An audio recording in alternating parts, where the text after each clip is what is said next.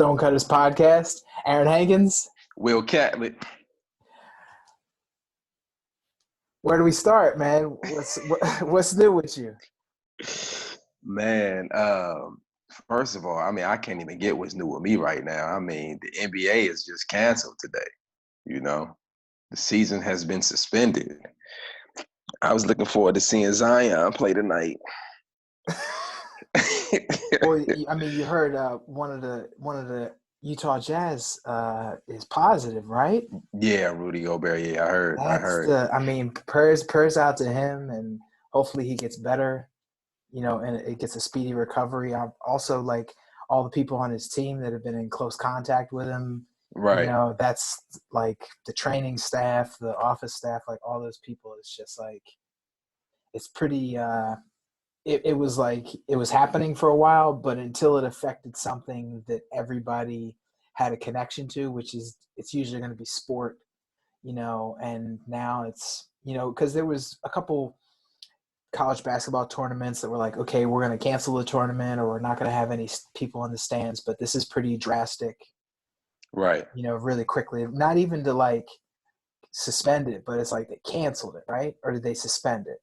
Well, they kind of suspended the season. They're going to see probably after 2 weeks of quarantine, seeing how many people were affected by Rudy or any of the players of the Utah Jazz affected. But I think what happened with Adam Silver canceling everything is because it's like that was the biggest fear, was that if we remove the fans, we can still play the games and we can keep a low risk value of the players contacting the virus. But once a player has it, then you got to think about the ball boys.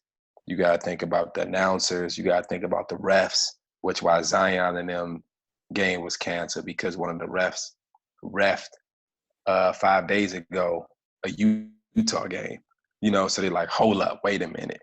We got to figure this thing out. So it's crazy, man. Even like you asked me how I was doing, like out here in LA, you can't even go into a Target or Whole Foods and find toilet paper. Water is gone. People are stacking up. It's like stacking up on, supplies and stuff. So it's interesting to see how things are going to unfold. You know what I mean? But the Lord is able, and everything will be all right though. But definitely heart goes out to, the people who have lost their lives all around the world. And Tom Hanks and his wife. Yeah, they're hopefully they have a speedy recovery as well. Yeah. So what's positive, man? Let's turn the page. Let's get to something positive, man. What's new with you that's positive, bro? Well, what's new with me that's positive? I'm laughing though because I'm just thinking about before I get to what's me with positive. I'm thinking about even in a crisis, there's so many things made, so much money made. How many cleaning products that have been bought, So, I always think about what the late great Miles Monroe said. If you find a solution to a problem, an answer to a question, that's where your money lies. Even in this circumstance, we think it's positive. There's still people making extremely a lot of wealth based off this situation. Yeah. You know what I mean? Mm-hmm. But let's start with you, brother, and then I get to what's positive with me. Stonecutters Podcast. Stonecutters Podcast. If you'd like to leave us a question, you can reach us at stonecutterspodcast.com. You can also find us on iTunes, Stitcher, Stonecutters Podcast.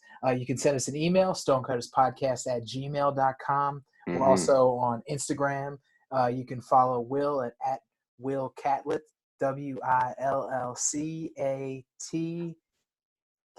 LETT. And you can follow Aaron. You can follow me at Aarontown 850, AARONTOWN 850. Yeah. So what's new with me? The movie's almost done. Nice. The film is almost done. I did. I would hear you talk about these terms, a rewrite or an edit, and I didn't really understand it. So like, I guess what I'll just really quickly, I'll just break down like the whole process. Mm-hmm. So last March, I got the overshoes. Mm-hmm. Right? Got the overshoes, and the day that I got them, I just like I did a bunch of stuff. I took pictures of it because I knew that it's like a white shoe. So the minute you wear it, it's going to get dirty. Mm-hmm. And I was I kind of had an idea in my head that I wanted to make a movie about the shoe. Then I just didn't know what the movie was going to be about. So um, just wrote out an idea, and I was like, I want to make a movie about the overshoe. Right. And then from that day forward, I just started doing things, and I would just film me jumping in puddles or me buckling and unbuckling the shoe or something like that. And from that, over the span of about 6 months, I sort of developed like a script about Mm-hmm. what I wanted the movie to be about, but I never wrote it down. So it's all in my head. It's all in my head. And finally, like maybe 2 or 3 months ago, I'm just like, Mm-hmm. okay, like I've been sitting on this movie idea, this film idea. I keep calling it a film. A film is a feature length that's more than 60 minutes long. What I have is a short film, which is under 60 minutes in length. It's probably going to be about a 15-minute film. Mm-hmm. Because at this, like I also went and did the research to know what to call it and know what everything was. Mm-hmm. So I started looking up like how to make a film, and it was like, okay, you start with a script and the screenplay, and you write out the music as it pertains to where it falls in line with the dialogue and everything. So remember, Mm-hmm. all this stuff is still in my head at this point. So I type it out on the computer, and I'm like, okay, scene one, this is what's going to happen. This is what the video is going to be. This is what I'm going to write it out. So I would type out what everything was. And I had it on there, and I kept making these edits and these revisions to it. So now I understand when you're like, oh, I made a revision to the script. Got you. I get what that is. But one part of the film actually has me writing out instructions on a piece of paper. So just yesterday, this is like I want to talk about intentionality tonight, which Mm-hmm. is, but because I don't know about you, but it feels really good to be intentional about something and to say that you're going to do something and then actually accomplish it. So Mm-hmm. so yesterday I took some time to really write out these instructions, and they had always been either in my mind or they had been like parsed out on notebooks everywhere. So I wrote them all down on one piece of paper, and it was a Mm-hmm. one cohesive document. And Right. as I was writing it, and as I'm writing it out, I'm actually like looking at what I typed up, and I'm just like, okay, this doesn't make sense when you write it out. And I'm doing just another rewrite and another re-edit, and I write everything out and it looks great. And then I'm like, let me write it out again. So I took that same sheet that I had written out, and Mm-hmm. I took another sheet and I just copied from that paper to another paper and read a line and then would write it out again. And even with just reading it a third time at this point, I was able to, oh, well, I can shorten this up, or I can make this be a little bit more concise. So Mm-hmm. the point of all this is that like I really feel confident about the vision that I had, and Okay. how it's coming to fruition, and Uh-huh. how I wrote it down, and I have most of I probably have about 90% of the film already written. The script is done, the lines are done. I need to do voiceover, which is coming up probably either this weekend or next weekend if I can connect with the person I need to do voiceover for me. But it's really fun to, like, Kobe talked about being in love with the process, Right. and I really didn't understand making a film, or you can shoot a video and post it on YouTube, but to intentionally take a video of this and then take a different scene, a shot of it, take a look at this one in a different light and piece everything together, and then have a soundtrack or have a score that runs underneath it, and then have voiceovers in certain parts of it, like you're building like a sculpture almost. Mm-hmm. You're cobbling all these things together to sort of build something. And for me, it's just been awesome. It's been super rewarding. And with all the things that are going on in the world, it's been an outlet for me to really focus on something that's really kind of interesting to me. Like, I'm a technical person, and you're a movie star. You've been all over in all different types of medium, and I just always saw what you did and just was like, oh, okay, well, that's never really for me. But Mm-hmm. the more and more that we talked on the Stonecutters, and the more that I just had some like self-reflection time, it was like, you have a job, you have something that pays the bills, and then you have things that bring you joy. like what we talked about at the beginning of the year, is bringing you joy, right? And things of that nature. So putting this film together for me has just been one of those experiences, and I'm going to be extremely happy when it's over, but only because we've captured that moment in time, and now that movie and everything that's in it is going to be on YouTube. It's going to live on, and then I can go on to other ventures, or if I have another vision, I've already laid the groundwork. I already know how to put together a film. You know, the next thing for me would be a movie. But but for our listeners, like, this is the truest form of having a vision and being able to materialize it. Right. So it's like, for me, it's this obsession with a shoe and telling a story about the shoe and trying to get people to understand the shoe more than what it actually is. But also, like, I'm trying to sort of show everybody how I feel about the shoe through a movie.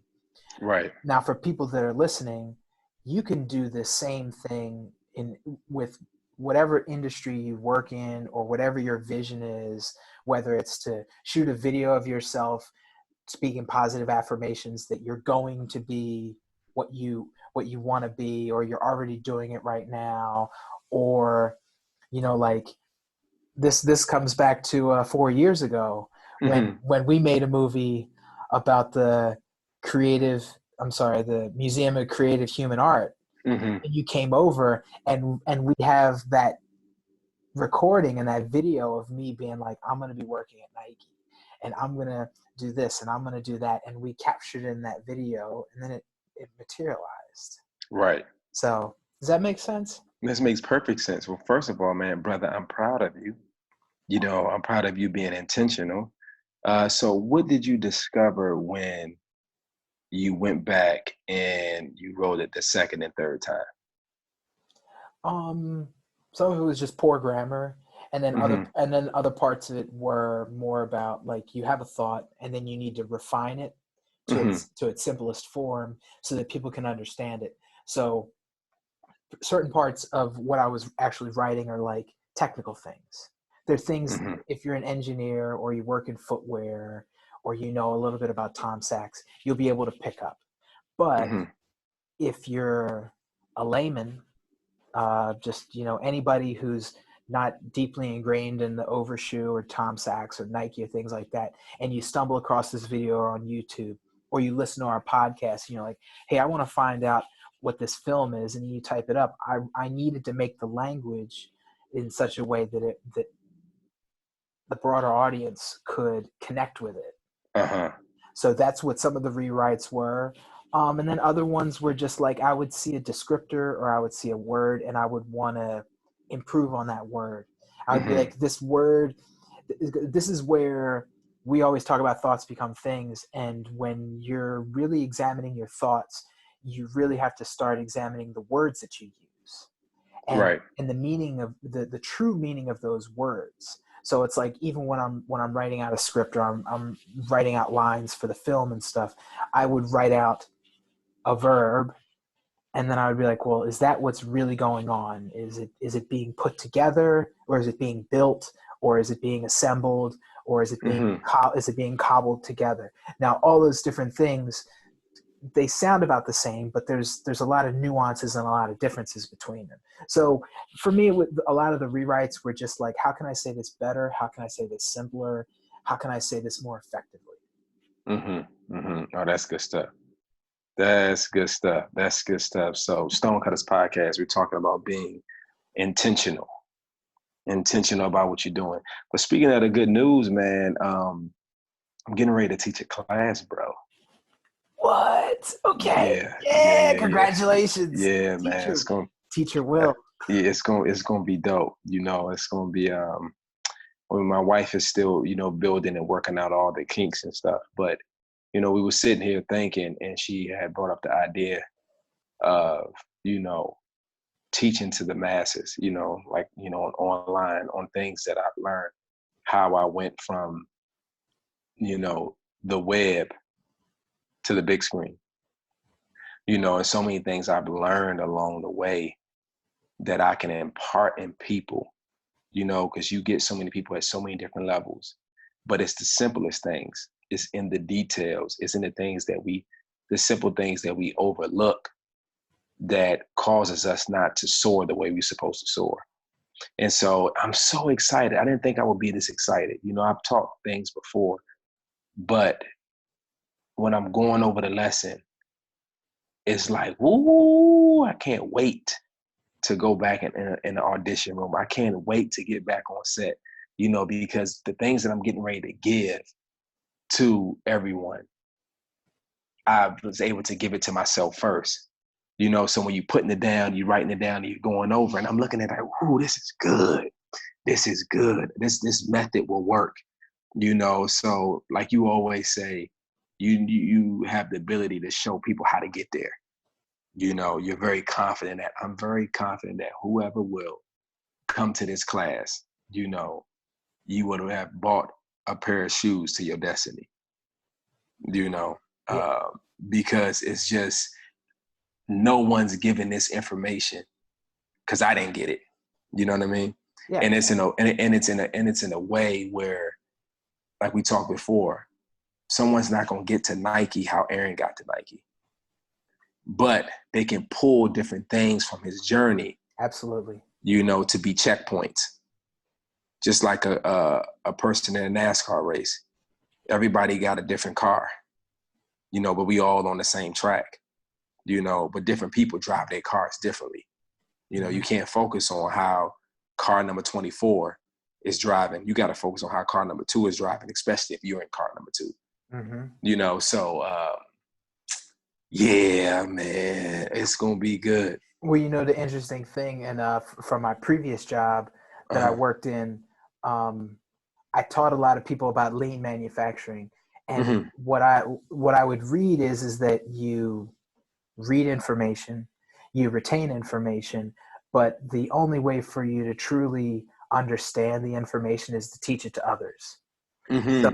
So what you're doing is that by teaching it to others, you gain a deeper understanding of whatever you're teaching. So it's like me and you are teaching people or giving people the wisdom that we have to get to where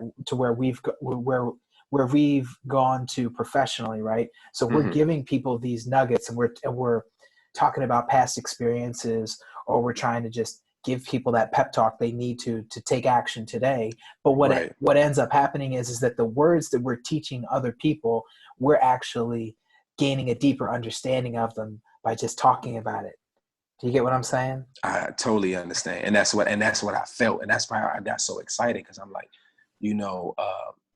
when I got into the game, I didn't really have a mentor. You know what I'm saying? That's why I think this podcast is so special. Shout out to the Stonecutters Podcast, because you're getting to see two people on the journey. You're not seeing them, when they're already at the mountaintop. Sometimes when you're already at the mountaintop, it's like, wow, man, that's a long way to get up there, as we were talking about Mount Everest. But then you broke it down to little checkpoints along the way. So we're leaving keys, we're leaving nuggets, we're leaving gems for ourselves too, for our children's children, and for people to listen to the podcast and say, okay, if I just work this one thing by writing things down, my whole life changed. If I just change of getting up an hour early, or making it up into the 5 a.m. club, my whole life's changed, because you really only maximize 4 hours in a day where you can be at your full potential. So if I go to bed a little early, it's the little by little. That's why I love, there's a scripture in the Bible that says, if you're just over little, I'll make you just over much. Sometimes we're trying to get the much, the millions, the fancy house, the fancy car, but you gotta be just over the little. And once you master the little becomes the much. That's the mystery in it, Yeah.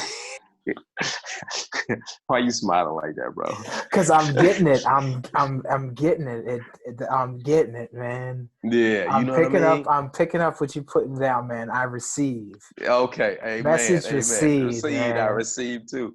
Because this is just one of those. This is just one of those things where me and you start talking, and then you strike on something that's like on my mind at the time, and it's like right now I'm thinking of the big, But it's Yeah. just like you just have to constantly be reminded to just continue to what's the I'm sorry the word that you used. We're just over a little. Just a little, just Yeah. over a little. Just over a little. If you're just over a little, he'll make you just over much. Or if you're a ruler over a little, he'll make you rule over much. So it's almost like, okay, if you can't manage $1,000, how are you gonna manage it 10,000? So each thing that you're doing, the perfection is in the little. Even with the earth, it starts with a acorn becomes an oak tree. Am I correct? Mm-hmm. So an acorn is so small compared to how big that oak tree will be. But if you disregard the acorn, you never become the oak tree. The acorn is the little. The oak tree is now going to give shade to the birds, give shade to you, give more fruit to the earth, replenish the earth with oxygen, give kids a place to climb and soar their imaginations, but that's all hidden in the acorn. So we can start to get in our mind, hey, it's in the acorn, it's in the little, it's in this, then this becomes this big thing. Then we won't get so overwhelmed with how am I going to make it? How am I going to get there? It's not to be focused on the how or the when, it's focused on the little by little. Stonecutters Podcast. Stonecutters Podcast. You can find us on iTunes, Stitcher, stonecutterspodcast.com. You can also send us questions or topics to discuss on the show at Stonecutters Podcast. That's all one word, STONECUTTERS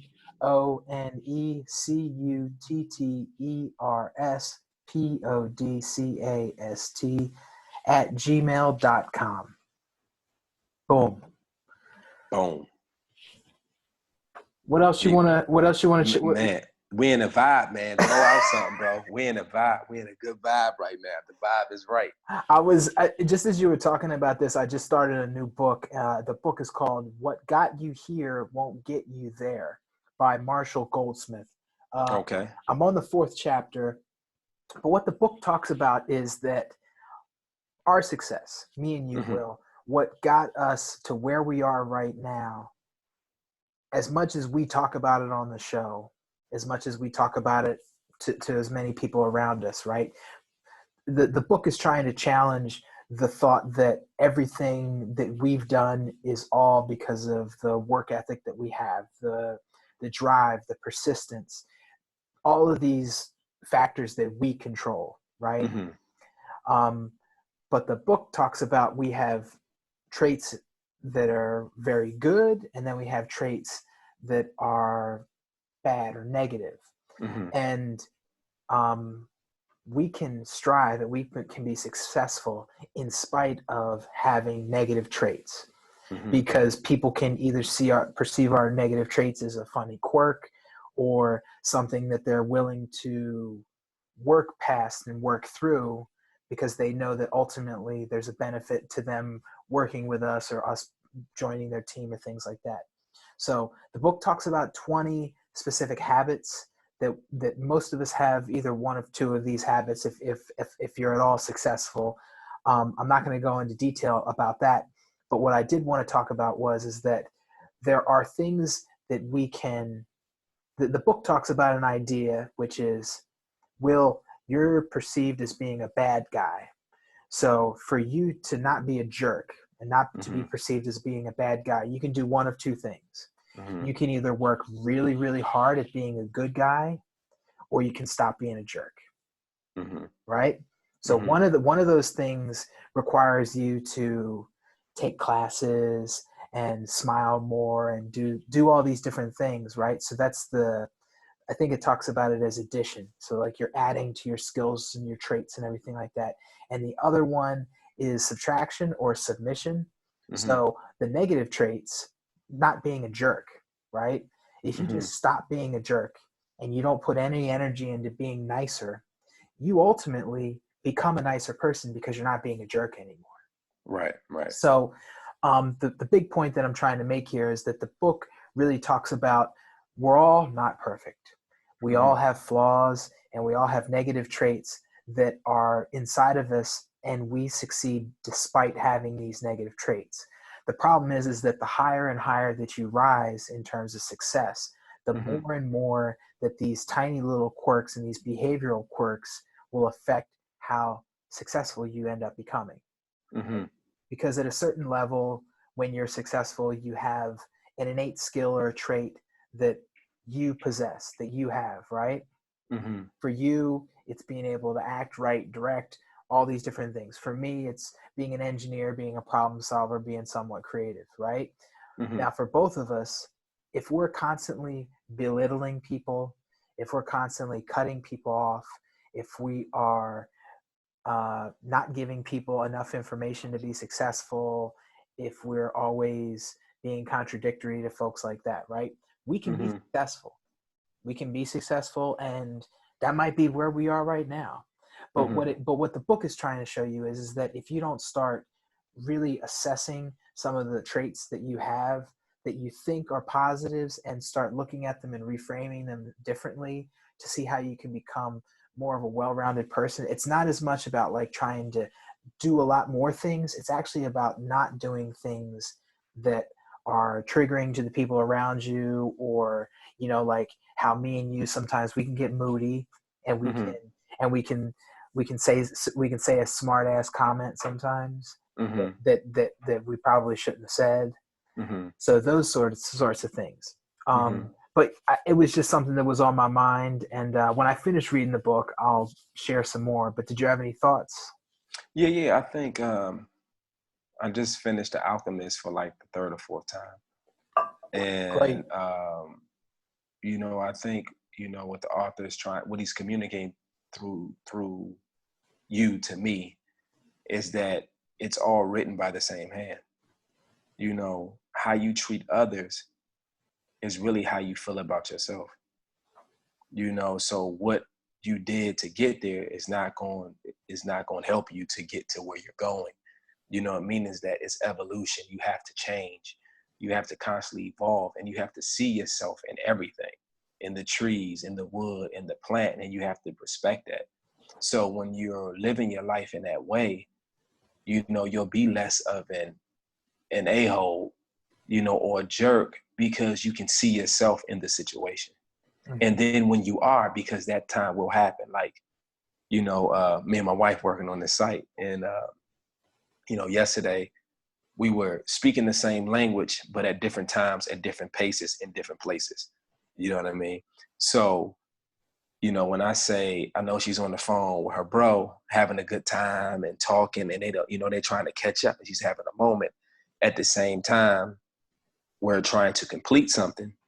So I'm trying to understand her moment with her brother too. And I'm fighting hard to not be like, hey, babe, like, are you not catching? Like, how long is this going to go on? But the way I responded, to her was like, I forget what I said, but the way she took it, it didn't, it didn't Yeah. cause us to be in a good space for like 10 minutes. We were proud of ourselves. We was like, oh yeah, man, usually this take like an hour to get through. It's only like 10 minutes, but at the same time, she didn't effectively communicate and I didn't effectively communicate. Yeah. But we both were kind of saying the same thing, or trying to say the same thing. As she was trying to honor her time with her brother, I was trying to honor time with her brother, but at the same time honor what we had, but it just didn't come out right.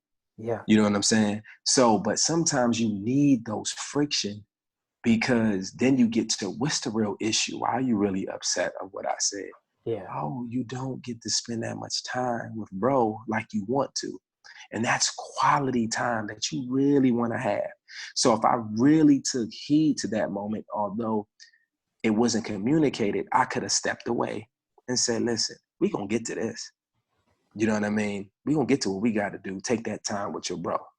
You know what I mean? Yeah. So it's about weighing yourself on a scale, seeing where you can improve at, and putting yourself in the other person's shoes. You know what I mean?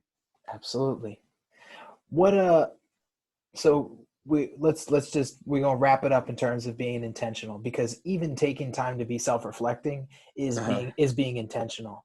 Right. So what, over the next week, between now and the next time that we talk, what are you planning on being intentional about, this upcoming week? Getting up at my divine hour. So I've been doing it, so Okay. I've been up. So here's how I figured out. Well, two things I've been intentional on. I definitely named the alarm clock. So that's been helping. What So did you name it? 5 o'clock is movie star. That's definitely at 5 o'clock. So I'm like, oh, you got to get your ass up if you're a movie star. At 4:30 is um, um, early. Early in the morning. I will seek you. So that gives me time to be like, okay, I can get in my prayer time. I get my prayer time with the Lord. I can set the day. I can be ahead of the day, and I'm also ahead of the baby getting up. Because what happens, what I found out was, when she wakes up at 7, it's almost like she's controlling the day Of because you course. got to cater to her. So I'm behind time if I'm trying to get a good workout in, and I got to wait till she goes down 9:45, 10, and she may take a cat nap, So I'm not really ahead of the day. So being intentional in it. So what I've decided to do, no matter how tired I may be, when she wakes up between 3:30 and 4:30, I kind of just stay up. Okay. So I'm like, okay, I look at the clock, I spend my time with the Lord, I hit the gym, and, I would have knocked out 5 or 6 things before 7 o'clock. Yeah. So when the baby wakes up, I can be fully present and be there, So I've been really enjoying it. Now, today was a little tough because I went to go help my boy move and I didn't get my nap. So, because, if you wake up that early throughout the day, you can, you drive on the road, it's LA, it's a lot of traffic, you Yeah. feel yourself getting tired. But I only need about 45 to an hour of a nap, That's a and then long nap. it's a long nap, But if I get a good 45 minutes, I'm good for the rest of the day. Okay. So, but I do need that time to like just unwind. And sometimes it's not just sleeping, it's just in a state of rest. Yes. So I'm like, okay, I'm definitely being intentional about, I set the clocks, I'm getting up and I'm getting some good workouts in, brother. And then here's the thing too, because I'm not working out with any music. One, I'm beating everybody in this building up. No one's in there when I'm in there. You know what I'm saying? So Yes. like Kobe, they're not beating me. I'm there. Now there's a Yes. young lady that came in at 5. She came in at 5 today. So I know I got to get up. I got to make sure I get in there by 4:30 because, one, I like to be in there by myself because I can talk to myself. Oh, you looking good, champ. Oh, the best things are coming together for you. Oh, man, okay, come on. Don't quit, can't quit now. Let's go. So it's like I'm building myself up because there's no distractions with music. Not that you can't listen to your things that you want to listen to, but, for me testing it, my sets are better and it's more efficient. You know what I'm saying? Yeah. You know what I'm saying? Yeah. I'm in that pocket. And then I'm like, okay, cool. I'm out of the gym no later than 6:15. Then I get my shower in, I get my good shower in, walk over to the local Whole Foods, get me a little burrito or something like that, bring the wife something back, it's a good morning. And then I feel like I'm ahead of the day. So when Hamabi gets up, it's not like, oh, the baby's up, I didn't and do then this. I didn't get that I done. didn't get, and then so you're chasing the day. Yeah. Like today, what Ice Cube say, today was a good day. It was a good day. So I'm figuring out that is going, and then I just know, I said, man, just like we being consistent with the podcast. Once I'm consistent with this, it becomes a habit. Man, you ain't gonna be nothing, do nothing with me, man. You ain't gonna be nothing, you know what I'm saying? Like what did Kobe say? Kobe said, I just had to accept that the ball was going in. Just got to accept the greatness because I'm getting up, putting in the work. little by little, you just got to accept the greatness. The greatness is all over me in the morning. The glory is all over me in the morning. I just be looking in the mirror, look how handsome you are. Your biceps looking good. You working on your legs. Look how far you come, good brother. See, that's what I'm telling myself in the morning. So whatever come at me, negativity come at me during the day, I built myself up so much before the sun has come up. That's deflex. You know what I mean? That ain't even nothing. You know, so yeah, man, I'm pumped. Do you make your side of the bed when you get up that early? No, because my wife it's kind of weird. I sleep under the cover. She sleeps on top of the cover, you know, because she gets hot quick. So I just slide on out. Now, what I can do better and be more intentional about is the night before to put out my workout clothes. I was keep going. You know what I'm saying? Because it's wasted time in the morning to, you know, that 4 minutes, because I was getting ready to go to the gym at 5, but I was figuring out what I was going to put on. That took 4 minutes. So that means that, okay, I get to the gym. I just right upstairs. I'm at the gym probably by 5:06. Then you got about 10 minutes of stretch. You see what I'm saying? That's time wasted when I could have just got up, washed my face, brushed my teeth, slipped on my clothes, boom, I'm out the door. And then bam, I'm at a good hour. Then I got the rest of the day to do what I need to do. Okay. Yeah. So I'll run down my routine for you. So okay. Monday, Wednesday, and Friday, I have a buddy, Kennard, and he picks me up. I take the train halfway through Portland. He picks me up at 5:45. We get to Nike at 6 o'clock. We're working out by 6:05, and we finish about 7:15. And then we do a recovery session, and we do flexibility and things like that. And then we start our day. So like about 7:30, we're finished with everything.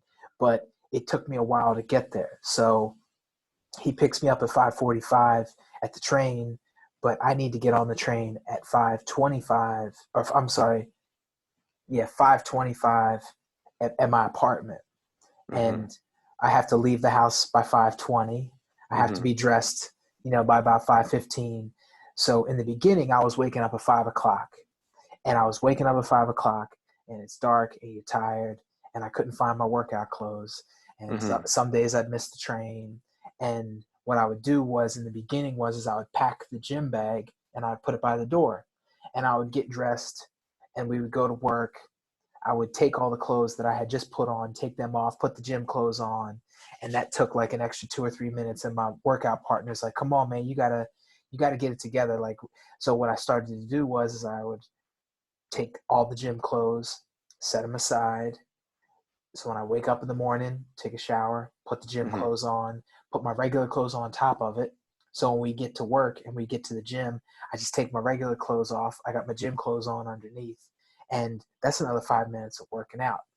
But, excuse me, I wanted to make a point here.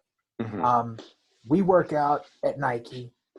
We work out in the company gym. We've got 3 gyms on campus, and we work in the gym that's closest to the building where most of the executives sit. And we go to the gym, and we see these guys all the time, right? And we get there at 6 a.m. The gym actually opens at 5 a.m., so we get there at 6. So we get into the locker room, and sometimes we see people that have finished their workouts at 6. They came in at 5, they finished at 6. And other times we get in there and other people are walking in with us. And I didn't realize it at first, but it was mostly the successful executives at Nike. Are getting in there early. They're getting in there at 5 a.m. They're getting in there at 6 a.m. The CEO of our company is in the gym. We've seen the CEO, the person who replaced Mark Parker. We see him in the gym every once in a while.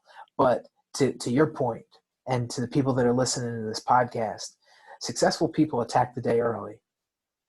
Not all of them, some of them.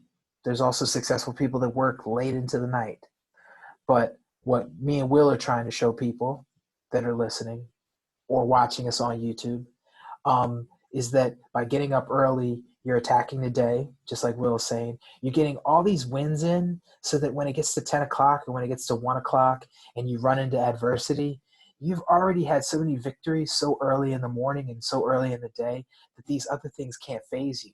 And Mm-hmm. when we get to 10 o'clock on a Wednesday and we're on the podcast and we're talking, and I got up at 4:45 and you got up at 4:30 this morning, and we're still got this energy and we're still happy to be here and we have that joy, it's because being so intentional, it over time, when you continue to be intentional, it makes things fun. It makes that you say you're going to do something, and then you do it, and then you feel good afterwards for doing it, and then you say that Mm-hmm. you're going to do it again, and you do it again. It's like Mm-hmm. it's a cycle. Yeah, that's good stuff. That's good stuff. And just to add to that, it's the little tweaks. It's the little tweaks. Don't think of them as huge tweaks. It's the little tweaks. If you're riding a bike and that chain is just a hair off, you know what I'm saying? You're gonna jump the chain. Chain gonna come off the bike. It's gonna slow you down.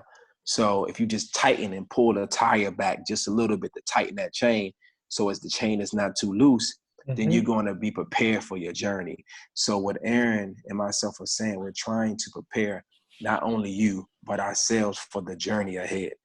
You know, it's a marathon, like the great Nipsey Hussle would say. It's a marathon. You know, you got to break it down little by little. It's a Stonecutters Podcast. Aaron Hankins, Will Catlett. we out.